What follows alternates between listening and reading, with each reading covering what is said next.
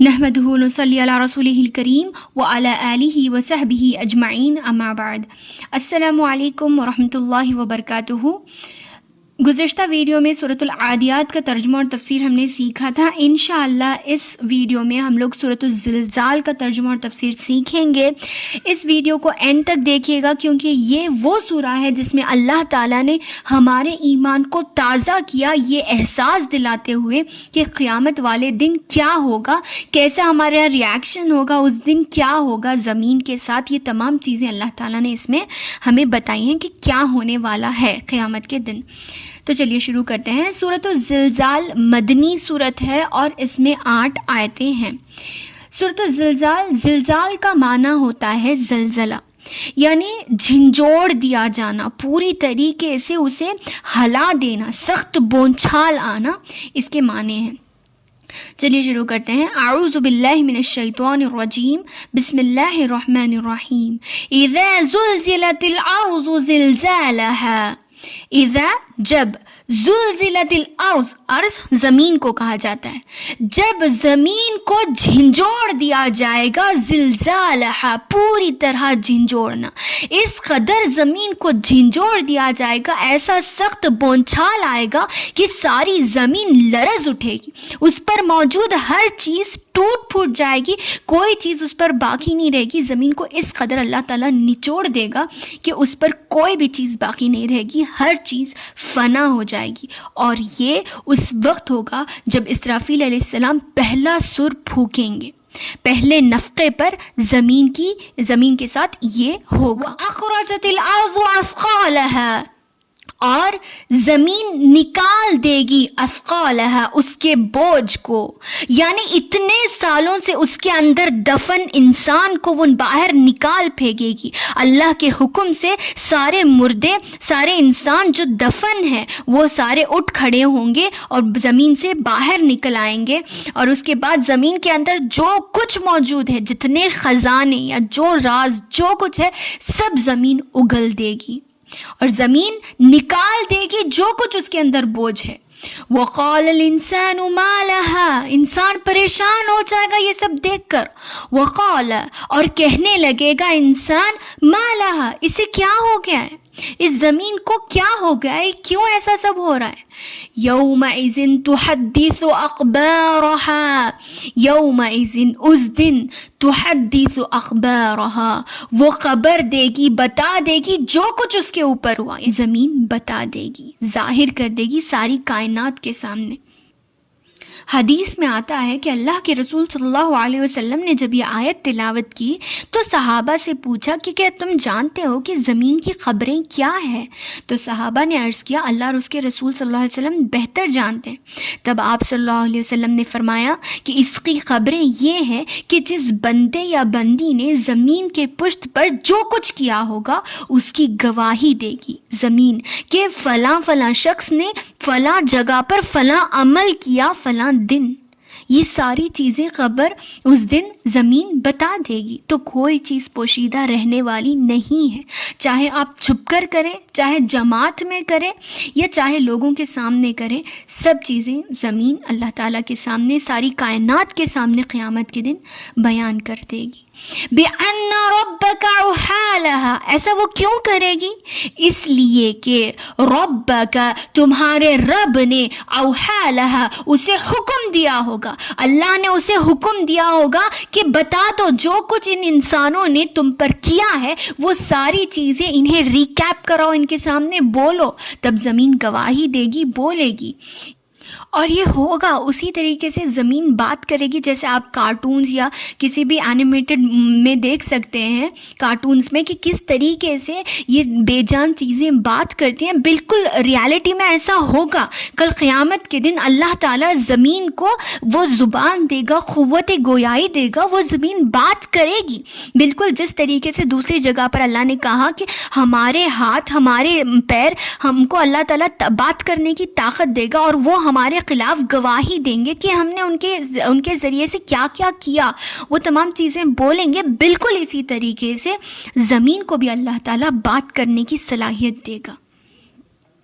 یومئذ یصدر الناس اشتاتا، یومئذ اس دن، قیامت والے دن، یصدر الناس لوگ لوٹیں گے، اشتاتا گروپس ہو کر، لیروا اعمالہم کہاں لوٹیں گے، کس لیے لوٹیں گے، تاکہ اپنے اعمال کو، جو کچھ انہوں نے کیا ہے اس کو دیکھنے کے لیے. یعنی اپنی خبروں سے نکل کر، جب زمین نکال پھینکے گی، اپنی خبروں سے نکل کر یہ لوگ حساب کتاب کی جگہ پر جمع ہوں گے میدان محشر میں، اور وہاں پر اپنے اعمال کا بدلہ دیکھیں گے، اور وہاں سے جنت یا دوزخ کی طرف یہ لوگ جائیں گے. اشتاتا گروپس ہو کر، ٹولیاں ہو کر. اس کا مطلب یہ ہو سکتا ہے کہ شاید جیسے ابن کثیر رحمہ اللہ نے ذکر کیا کہ مختلف گروہوں میں بٹنے کا مطلب مختلف ادیان اور مختلف مذہب کے لوگ اپنے اعمال اور اپنے کاموں کے حساب سے یہ لوگ اپنے گروپس میں بٹ جائیں گے. یعنی جو لوگ نیک ہوں گے، جنتی ہوں گے، جن کے چہرے چمک رہے ہوں گے، سفید ہوں گے، شاید ان کی ایک گروپ ہوگی، اور جن کے چہرے سرخ ہو جائیں گے، جس پر ندامت ہوگی، جو جہنمی ہوں گے، شاید ان کی گروپ الگ ہوگی. واللہ اعلم. فمن يعمل مثقال ذرة خيرا يرى، فمن يعمل پس جس نے بھی، مثقال ذرة، آپ جانتے ہیں ذرہ کسے کہا جاتا ہے؟ ذرہ کہا جاتا ہے کہ چونٹی سے بھی چھوٹی چیز. جس طریقے سے آپ سورج کی جو شعاعیں پڑتی ہیں اس میں جو چھوٹے چھوٹے پارٹیکلز اڑتے رہتے ہیں، وہ جو ہمیں نظر آتا ہے چھوٹا چھوٹا، اسے ذرہ کہا جاتا ہے. ایک چھوٹا جو چیز ہوتی ہے اسے ذرہ کہا جاتا ہے.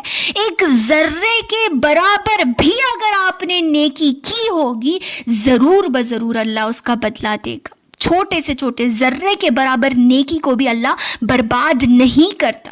فَمَن يَعْمَلْ مِثْقَالَ ذَرَّةٍ خَيْرًا يَرَى، بس جس نے ایک ذرے کے برابر بھی نیکی کی ہوگی وہ اسے ضرور دیکھے گا. اور اس کے اپوزٹ وَمَن يَعْمَلْ مِثْقَالَ ذَرَّةٍ شَرًّا يَرَى، اور جس کسی نے بھی ایک ذرے کے برابر بھی گناہ کیا ہوگا وہ بھی اسے ضرور بضرور پائے گا. یعنی اللہ تعالیٰ اپنے حساب و کتاب میں ذرہ برابر فرق نہیں کرتا. جس نے اپنی زندگی میں جو بھی کیا اسے اس کے مطابق جزا ملے گی، اور اللہ تعالیٰ اس میں ایک ذرے کے، ایک چھوٹے مالیکول کے حساب سے بھی اللہ تعالیٰ کسی میں ڈفرنس نہیں کرے گا. اللہ تعالیٰ ناانصافی نہیں کرے گا. ہر ایک کو اپنے اپنے کیے کی جزا ملے گی. اور اللہ تعالیٰ بالکل فرشتوں کو اللہ تعالیٰ نے مقرر کر رکھا ہے کہ وہ ہمارا لمحہ لمحہ نوٹ کرتے ہیں، وہ ہماری زبان سے نکلنے والی ایک ایک بات کو نوٹ کرتے ہیں.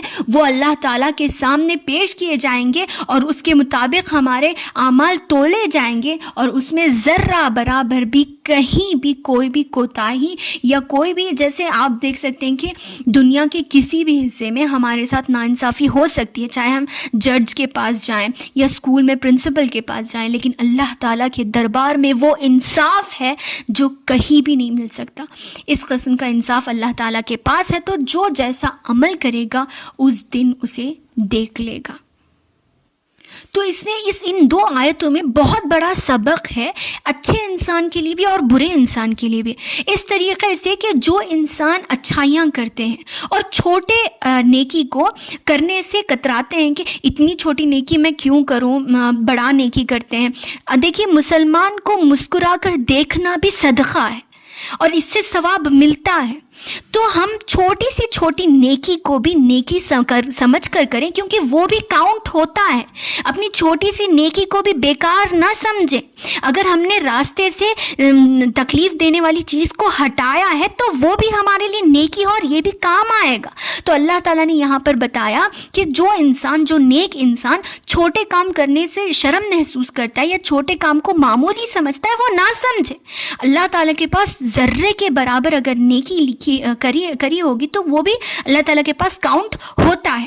اور اس آیت میں ان لوگوں کے لیے جو بڑے بڑے گناہوں کو بھی معمولی سمجھتے ہیں کہ یہ کون سی بڑی بات ہے، ان کے لیے بھی اللہ تعالیٰ نے کہا کہ گناہ چاہے ایک ذرے کے برابر ہو یا بہت بڑا ہو، ہر چیز کا اللہ تعالیٰ کے پاس حساب ہے. گناہ ہے، چاہے وہ جتنا چھوٹا ہو، جتنا ہلکا ہو، چاہے اپنی زبان سے کسی کو گالی دی تب بھی وہ گناہ ہے، گناہ ہے، اور اس کے بدلے میں اس کی جزا تو ضرور مل کر رہے گی۔ تو کسی بھی نیکی کو یا کسی بھی گناہ کو چھوٹا نہ سمجھے، دونوں کا بھی اللہ تعالیٰ حساب لے گا۔